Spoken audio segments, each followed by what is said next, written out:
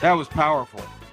And you know, we've gone visionary, right? We've seen some great visionaries up here today, and then we went strategic, and some of that strategic actually went out into executionable tactics, right? We heard some just now.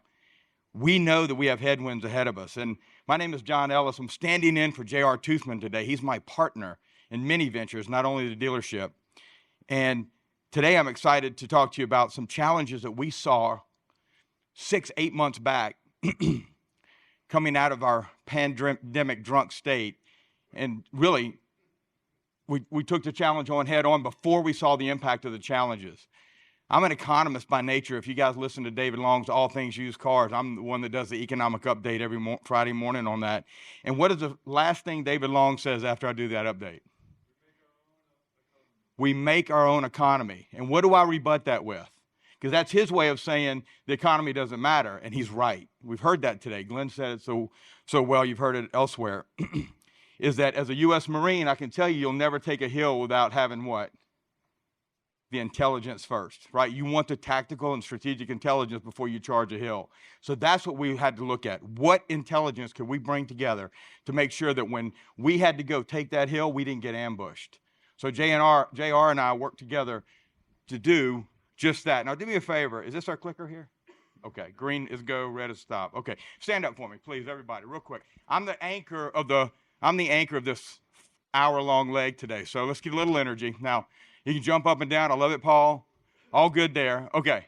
Whenever you're ready, you can sit back down. I appreciate you standing up. Now, think about this. 2 reasons I asked you to stand up. Anytime you want, sit back down. One is this, because I wanted you to wake up. Number 2 is, do this for me now that you've stood up. Feel your heart. You feel a heartbeat? When you stand up, your heart rate automatically goes up 15 to 20 beats. Anybody feel that? Raise your hand. Okay, listen to this. This is my philosophy, and JR and are both in agreement with this, of automotive inventory management. Your heartbeat is your dealer operations. Your inventory flow is your blood flow. And your consultants, your industry partners, and the tools that you're learning about today are your kidneys.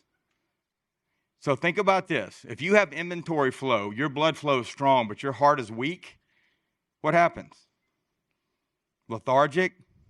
Eventually, you're probably going to pass out and you could die, but you've got strong blood flow, but your heart can't pump it through. What happens is if you have good blood flow, a strong heart, but your kidneys aren't operating, right? That's your inventory management tool. If you've got dirty inventory and dirty blood, I don't care how strong your operations are, you're going to be in trouble, right? Everybody agree? So think about this. What if you restrict the blood flow? And that's what we're going to talk about today. If you restrict the blood flow with a strong heart and fully functioning kidneys, you're still going to get lethargic. People are going to quit. Revenues are going to go down. You're going to start aging inventory because you're holding it too long. It's going to be an entire mess. So we want you to think about your dealership as that biological organism. And that's how you should think of every one of those operational departments. So what we had to do at Toothman Ford, and if you'll see this store, and some of the pictures didn't come out as well as I wanted them to, but it is a small store. We have 2 of them, one in Grafton and one in West Virginia. Those are rural markets. We've gone from selling 75 out of one and 120 out of the other to 300 total between the 2 in the last 6 months. And that's been tough. It's not easy because we had to learn some lessons. But first we had to determine on that, to get to those numbers, we had to determine a few things. What's the challenge? What's the market challenge that we need to pay attention to? And I don't mean just automotive. See, that's where we get into a mistake. Pre-pandemic, automotive KPIs were all we needed. But now we need all the economic indicators that make sense in our dealership and our market. So we studied, how do consumers feel? How hard is it to pull them into our store and get them converted? Then we had to understand ourselves. Well, what are they watching on TV? What are our salespeople? What are our leaders in the store watching? And how's it affecting their mind, right? We had to get right ourselves, and then we had to understand what they're seeing so that we could get them right and say, okay, well, this is our environment. We can't change this. Can any one of you go out there and change the interest rate hikes? Were y'all able to stop the UAW strikes? Is anyone in here a decision maker in Stellantis' decision yesterday to lay off a large quantity of their leadership? to get affordable because the strike has made them unaffordable? No. So what do? We have to go and determine our best way forward with these indicators. So first thing we looked at was the used car market. We started to see, just like you did, I know you're seeing it today, it's dirty. It's been dirty for a while, but it's getting dirtier. Now, we've been talking about this for a few days, but what I don't know if everybody knows, some of it is going to be a shock to us that study it every day, is we're not at the bottom yet. So if you think about that, as tough as we're having it now, it's going to get tougher. And then it's going to be tougher for a little while until it comes out.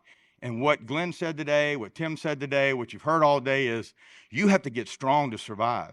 You have to button up your processes. But look, is that good enough to say, I'm going to be disciplined, I'm going to be informed, I'm going to be accountable? No.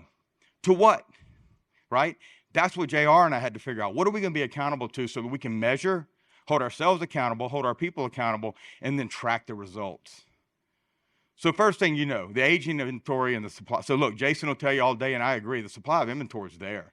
The retailable supply of inventory is where we're in trouble, folks. So you can see the gap. We had a 10 million unit gap from pre-pandemic to now in non-produced new vehicles in the market. You can see the age of the inventory on the other side of that, right? 13 and a half years is the average age of a vehicle in the market. 60% longer folks are keeping their cars than ever before. Over 25 million cars in the market are 16 years or older. That's what we're dealing with. That's what we're getting in our stores. That's what we can't leverage to the finance, to the banks. That's what we're having to recon and, really do our best to get to the right cost to market so we can be at the right price to market. And then, of course, affordability. You can see that right there, but the rate of change to the right, but the average price to the left. And we are $10,000 to $15,000 higher now than we were in 2019 for the same make, model, year comparison with miles. It's just the way it is. Hugh just said it. So if your average inventory investment is up, it's because the price of vehicles are up, not because you're messing up. But you have to understand, how do I measure the market so that I'm turning as fast as I can? Is this the place you want to fish? That's the wholesale market. I was with Manheim for 5 years. I managed inventory strategy for some of the largest dealers in the U.S. They beat us up over this stuff, right? I mean, they wanted the cheapest rates and this, that, and the other. I can tell you right now, Manheim's hurting, and they're overcharging, and we all know it, every dealer. And then when you get in there, you're fighting a cage match for stuff that's not really worth buying. So you have to ask yourself, if I have to go here, am I being strategic about going here to grow so that I can grow sales rate, which will do what Hugh is asking us to sort of do, grow direct from consumer. The only way you're going to grow sales rate is by growing your vehicle buying center, and I'm going to talk about that in a minute, and growing your sales rate so more consumers are buying cars from you, and then you can trade for the cars that they have, your most profitable source. Now, JR is like a lot of you in the room. He didn't go with the EV route, and because of that, his allocation is little or nothing. He's probably 75 to 25 used to new. So we really have had to become a used car superstore. So then we determined, okay, what inventory do we want to play? What market do we want to play in? If you guys know the car dealership guy, you know he asked a question about a month ago on social media. Why do these conflict? Anybody in the room know why they conflict? Why do the two leading market indexes for the value of used cars show two different stories? Anybody? Manheim Index on the left, which measures a model year, 3-year-old vehicle only, which used to always be the sweet spot. That was the one that was coming back to you right away. Wasn't built in 2020. Wasn't built in 2021. Now you're saying, wait a minute, John, you're just telling me they're scarce, so why isn't the price up? Affordability. People can't afford that car, they'll go to new. There's too many incentives coming out now, right? If you look in your inventory management tool, the price point that the consumers are starving for in aggregate, or in that black book side right there, that is your 2 to 6-year-old inventory. They do not measure the same thing. The black book inventory measures mostly pre-pandemic. 2019, 2018, 2017 is a lion's share. We had to figure that out. Then we had to determine, all right, so I'm not going to pretend like a 2018 acts like that 2021. If I go in the market thinking that, I'm wrong and I'm going to get in trouble every time. I'm going to let cars go by. The second thing is we had to determine, is that my market? Is Black Book my market, or is MMR my, is the 3-year-old or the 6, 7, and 8-year-old my market? And once we determined that, we went aggressive. The last thing I'll tell you is, all of these slides you can find on the automotiveadvisorteam.com website in the weekly market updates. It's free. I'm not advertising for money. It's free. Go get it. They update every week. The automotiveadvisorteam.com weekly market updates. This is how the auctions are working. The right side right there, the left side, excuse me, to you, is sales rate. The right side is efficiency. The left is efficiency and the right is retention. Efficiency, as we all know, means how is the activity in the lane? First run, are we doing a bunch of this? Or are they second runs, if bids, all these other things happening? If it's red, it means there's opportunity right there. They're stagnant. You may be able to steal some deals. If it's green, it's real active. You're going to compete hard. On the right, same thing. Retention. If it's red, I'm paying under MMR. If it's green, light green, I'm paying at or above MMR. So I've got dealers, JR and I, we fish out of South Florida all the time. If I'm in Tennessee, where am I fishing? I'm probably not fishing in Tennessee because it's the most active auction. I may go down south and fish 150 miles away. You've got to be strategic. That's the intel before you take the hill. So the final thing we did was had to say, okay, acquisition's down. We think we know where we want to go. How do I attack the retail market? And here's the question we had to ask ourselves. Is there a market? Because what we were finding are PVRs are shrinking. I mean, it's hard to finance people, so the back was shrinking a little bit. Cars are too expensive, so that was one of the reasons. The other reason was credit. We know it. And then the front end, well, the cars were so dirty, we were reconning them so much that we were skinnying ourselves on the front. And so we had to ask ourselves, is there really margin in the market? Here's your answer. So does anybody know what this is? Have you seen it before? Anybody? Paul, you might have. I do some NADA 20 group presentations, and this is a big one. Everybody loves this. The orange line is what you can retail it for. That is benchmarked inside a dealer track, so that is transactional data. That's not guesswork. The blue line is what MMR is at that current time for the three-year model index. These crossed multiple times in 2020, 2021. I can't tell you. So it looked like you couldn't buy a car and retail it for anywhere near anything but negative.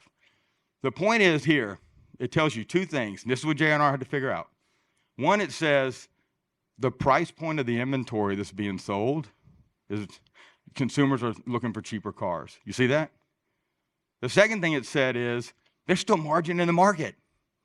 But you had to buy to your market and sell to your market in what, Jason? The first what? First 30, right?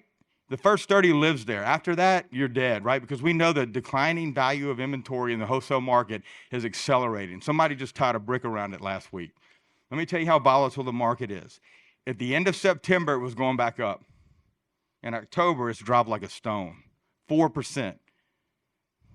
How can you predict that? We can't. So we're going to tell you how we safeguarded ourselves, grew our inventory, and never gotten, so far, have not gotten in trouble. The data has worked. We wanted to here's our challenge. I'm going to show you the solution and results. 3 slides left and we're done. We wanted to maximize the used car market. We wanted to minimize our risk and, of course, create the calculated courage to say, okay, here's where we are. Everybody's running scared. We're going to grow. But you can't do that just because you want to. And you can't do that just because you think what you've done in the past will work tomorrow. You have to do that calculated and courageous. And you can only do that if you have the data insights and, of course, live adjustments. You can't just sit back even a day or a week and think that it's going to continue the way you thought it was last week. So we use VINCUE to power something that JR and I created to the left. You heard a little bit about this from Chris Holman today. It's what they do on a large scale. We did it on a rooftop scale. We created an acquisition plan based on sales rate with a double-digit sales goal objective. We want to grow sales 10% plus month over month. We've achieved that. I'll show you the results in a minute, month after month. And what we did was we determined, based on the personality of each one of his 2 dealerships, whether they're 45-day or 40-day, how do they manage, 35-day, how much inventory they needed to take in each month to meet that sales goal. Then we set it as a weekly buy plan and tracked it to sales rate every day, every week, 30-day rolling. So what happens is If JR says, I want to grow by 10% next month over last, let's just say December, that number goes up top. We've got his grounded inventory. You put in exactly what he thinks he's going to get direct from consumer, and we have an average on that because I'm sure you guys as well. How much do I get based on this sales rate a month? And then bam, we knew our go get. So that's the top line. We know we have to get 14, 20, 30 units a month outside of direct from consumer. We're not going to make our sales goal. And so what happens was, once we built a weekly buy plan like that, we never, this is the most important part, we never got over leveraged or under leveraged in inventory. So when the market shifted within 1 week, 2.5%, we were safe. Because we didn't have to go out and bulk buy in week 1 of November, because we were setting up November all throughout October, because this plan does it. So once we knew that this weekly buy plan would not only set up November, but finish October exactly how we wanted to, we don't care what the market does. In the second week of the market drop, the sales rate change, what happens? The weekly plan changed. So it slowed down a little bit. And then if our sales rate picks up, we don't care about the market, I just care about sales rate. If it picks up, the plan picks up, and it automatically adjusts week after week. So then, we've heard it here today, we want all those cars direct from consumer. We don't want this stuff out of that junky wholesale market. We've already seen what that looks like. CRs are killing us. Inspection process, we don't have enough people to look at those cars. So what we're finding is this plan does 2 things. One is we hand it over to the service director. This was coming in every week. Be ready for them and get them out the door within so many days, right? Change your schedule of receiving. That's your schedule. The second thing was, as we started growing well, you'll see, I gave you the number, double digits month after month, we're starting to grow our direct from consumer, and we're watching that go-get go like this every week. And what happens when the go-get gets really lean? Let's say we only have to get 2 or 3 cars a week out of the wholesale channel. Everything's coming from direct from consumer. We bump our sales goal up. Our go-get goes like this. And what happens? We bring it back down a month or 2 later. And we ride the wave. That's how we're going to go from 300 cars to 400 cars in the next 6 months. He's given me 6 months. I said, this year's going to be tough. Maybe we'll do a year. But we're going to do it. And we're going to do it without over-leveraging or under-leveraging our CapEx. We gave away so much pandemic profit during the pandemic because we got soupy. This keeps us. So what happened, we took this. JR's been on VINCUE for a while, but we really executed the VBC to his team. We said, this is what you have to go get outside of what we think you're going to get on your own. So use the VBC to go get that. We had to get 40 a week at one time. Go use your VBC. And that VBC has executed this plan so successfully that literally he had a buying team for the wholesale channel. We don't have them anymore. All of them are focused on the VBC. So we literally have nobody that looks at Stockwave every day anymore. If we need a platinum car, we'll go look because we want something, or maybe it's an order that we want to get. It's been fantastic. And how much pressure does that take off the dealership having to pay for all those other fees and waiting for that inventory to come in? We had one come in, you won't believe this, with a plexiglass in the back window. You couldn't see it on the CR. No window, but it was plexiglass. You probably have seen that before. Those things, we want to avoid that. So what happened? How did it all turn out for us? So because of the discipline, the education, the insights, and the intel, and then, of course, the executable and the accountability. We held ourselves accountable. We look at this every week. And the used car manager looks at it every day. It gets updated every night. We look at it, JR and I, every week. Because of all that accountability, he was able to grow 18% month over month. So we had a 10% goal. We're going to hit 20%, I hope, this month. We've increased departmental growth by 12%. Now, listen, you think 18%, 12%. Markets determine front-end growth. Who believes that? Brian Kramer and I agree with that 100%. Jason, do you or not? A market determines front-end growth. You determine departmental growth, right? And so that's why you're seeing we're probably 4.5% to 5% down on front, but we're up everywhere else. So that's why it's not an 18 to 18. We'll take that as long as we can keep growing. And then here's my favorite one. We went, I think he was at 7, almost 8 days when we started this. He's dropped 2.5 days off of Frontline Ready. So those cars get there faster because the service director knows. There's no excuses anymore. The used car manager dropped 40 units on me this week. There's no way I'm going to get them out. That doesn't happen. 8 this week, 7 next week, and they know. And of course, If it's from the wholesale channel, they know it's 6 to 7 days lag. If it's direct from consumer, that's already posted every night. They know it's coming in tomorrow. It came in last night. It's been the most efficient change in his dealership that we've seen. So now, this is the final stat. I don't know if I have it up here. He went from 45% out of first 30 to 67%. We're almost at 70% out of first 30. That has changed his whole paradigm. And the biggest thing it's done is change his CapEx, floor plan costs, and everything else, right? It's been an amazing transformation. So you'll see over here, the three things I wanted to give JR his words. So the three things he said was, our success comes from simplicity. It's the biggest thing. I bet I haven't told you anything today that you don't already know, that you haven't thought of, or that your gut doesn't give you some indication. But unless you have a plan and can execute the plan, it doesn't matter if you know it. And then hold that plan accountable, and you and your people as well. The simplicity of this plan is like, oh yeah, but then the plan is what executed. The second one he said was the data and insight. So we can have that plan I showed you that feeds into VINCUE, and then we go out and buy. But if you don't know the market, then you're going to get in trouble, because at the end of the day, the market is flipping up and down over and over every week. So you have to understand that I'm not going to get too aggressive unless I know the market's telling me that I can. And so that's not sales rate. Sales rate is actual. Market is forecasting. So we've done a really good job of looking at market data and forecasting. And the bottom one is my favorite one. So JR, I don't know if you guys know this, it's a family business. He got it from his dad, and the business was flailing. He turned it around.